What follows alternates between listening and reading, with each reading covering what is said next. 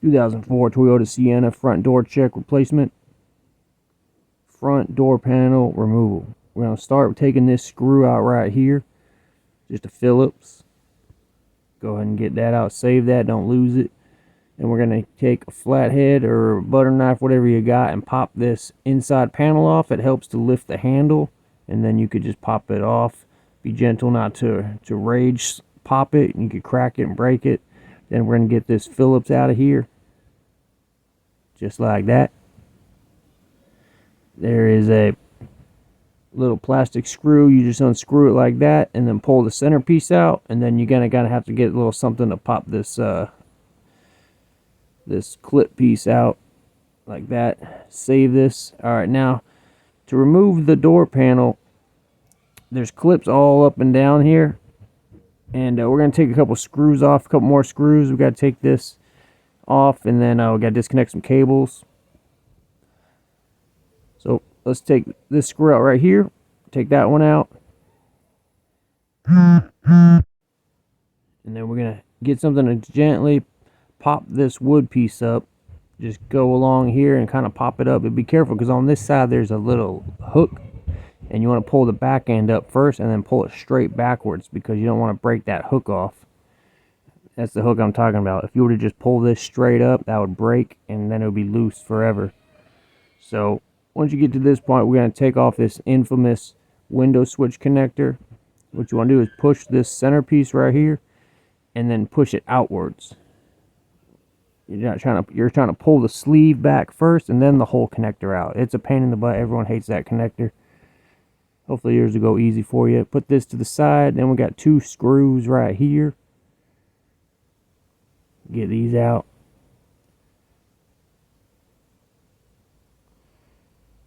Got this. Remove this piece.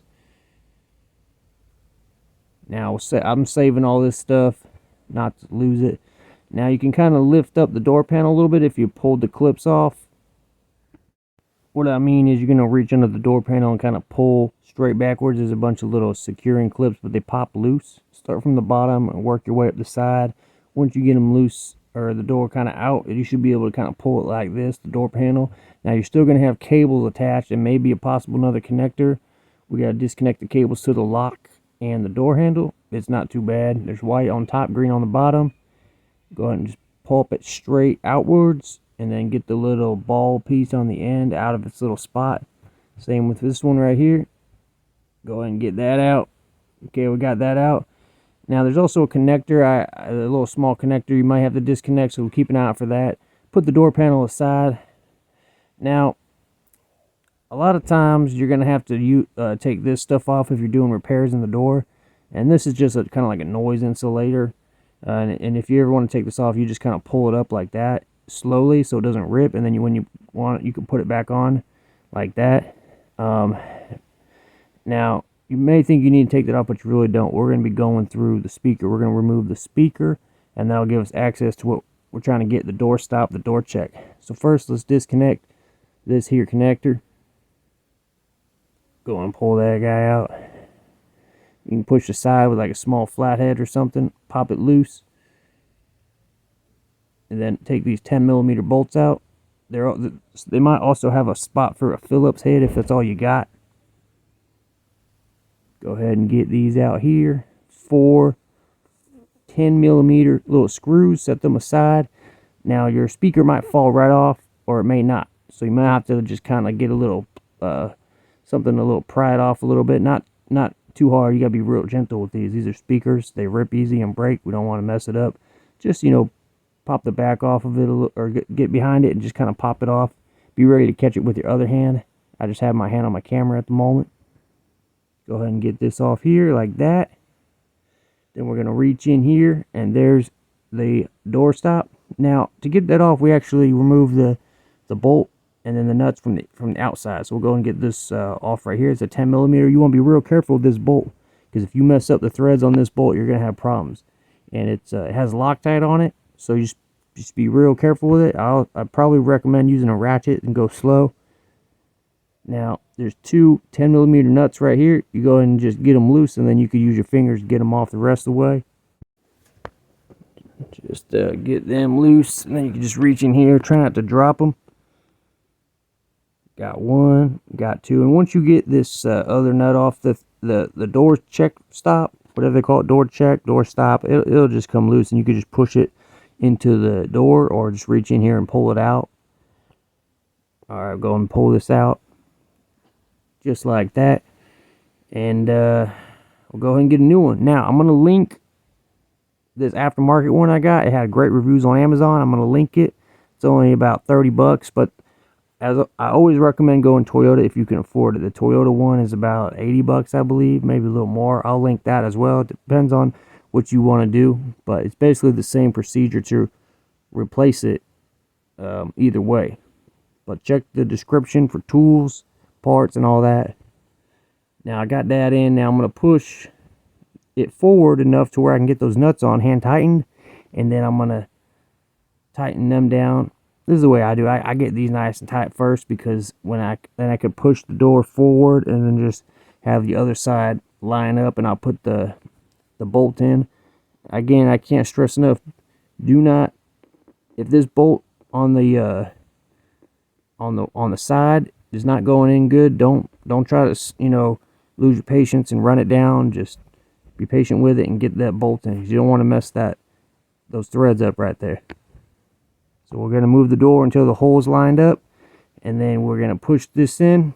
You may need to kind of like get it through the door stop little thing first, and then once you get close enough, then you could thread it in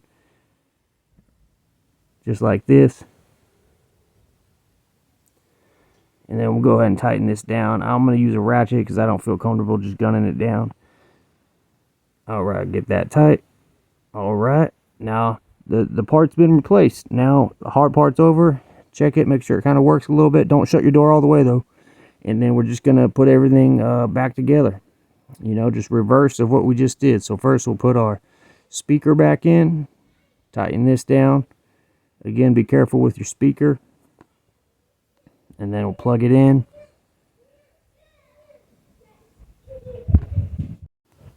Now you shouldn't have had to move this stuff, but if you move it, just push it back into place, and then push that sticky stuff down, kind of smush it down. This is loose. It's tightened down all the way, but it just hangs a little loose sometimes. First thing we do, make sure you got your clips back on your door panel. Sometimes these stay stuck in the metal door, or they fall off. So just make sure you got them. If you lost one or you broke one, it's not the end of the world, but try to get them all back in the door panel before you put the door panel back on. Now, first we're going to set up the cables. The white one is the lock. You could tell because you can move it forward and backwards, and it acts like a lock. And then the green one is your door lever. It moves like a lever would. Here's what they look like going in. I couldn't get a good shot putting them in, sorry guys, but that's what they look like going in. Also, when you put this door panel back on, you want to lift the top up over first. Don't forget to get those cables in their guides. Lift the top over first, and then kind of come down with it over the top edge. Now, once that's in, you should be able to just kind of light hammer fist all the clips back into place. Then you're gonna get this bracket and line it up. It has a little bit of movement. You can kind of line it up where you need it to be. Then we'll get this panel back in with the screws, and we're gonna connect this small connector. This is what I missed the first one I was showing you. So connect that, or connect that. Now this connector, what you want to do is how you pull the sleeve all the way back. Then you put the connector in, and then you push the sleeve forward. Now you may think you have the sleeve pulled all the way back, but you probably don't. So if you're having trouble, you need to pull that sleeve back as far as it can go. And then you push it in, and then you push the sleeve forward. Now put this in, you want to nose dive it, get that hook under there, and then just be patient with this. Just kind of massage this back into place. I mean, at this point, these cars are old and they're brittle, and you don't want to break them. So got that tight. Now we're going to put this screw back in here. All right, I'll put the screw back in near the handle, and then put that panel piece in. You just kind of put it in like this, and then just kind of gently push it in, and it should clip into place. And that's it, guys. So get this clip in. Hope this video helped you guys out. Any additional information in the comments is appreciated. Please subscribe, help me out. I know my content's boring, but it'll help me out, get some subs. And that's it. We'll get this black piece in if you removed it. And that's it. So thanks for watching. Alright guys, that's all the information I got for you. The rest of the video is just a couple products and other stuff I got going on. Totally up to you if you want to stick around.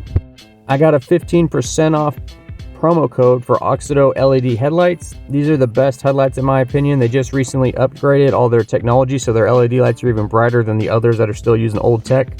I've had many LED lights as far as like headlights, interior lights, whatever, brake lights, and these are the best. They don't flicker, they're not cheap. They don't like go out on you. All you gotta do is go to the Oxido website, type in your vehicle information, then look up what kind of light you want. All their products will pop up, and these are available on Amazon as well. But if you go to the website and use GearmoAuto in the discount code spot, you will get 15% off. So if you're looking for new brighter upgrades, check these out. Hey, what's up guys? I want to tell you about Quantum Soap. It's a new men's soap company. They got many different bars of soap, each with their own ingredients and fragrance and texture. They even have grittier bars for like mechanics or whoever, like the dark matter bar is extra gritty. If you go to their website, it's free shipping over $50. Each bar is about $5. You also get a 10% discount code for your first order. They're coming out with many new soaps. It's definitely worth checking out. Of course, I have a discount code for you. It's GearmoAuto. If you type it in at checkout, you'll get 10% off. You could use it as many times as you want every time you order. These make great gifts to husbands, boyfriends, uncles, nephews. They even got the Galactic Mechanic Bar. It's super gritty for mechanics, so check that out. Type in the GearmoAuto promo code. That way they know you're one of the homies. And that's it, guys. You're pretty good.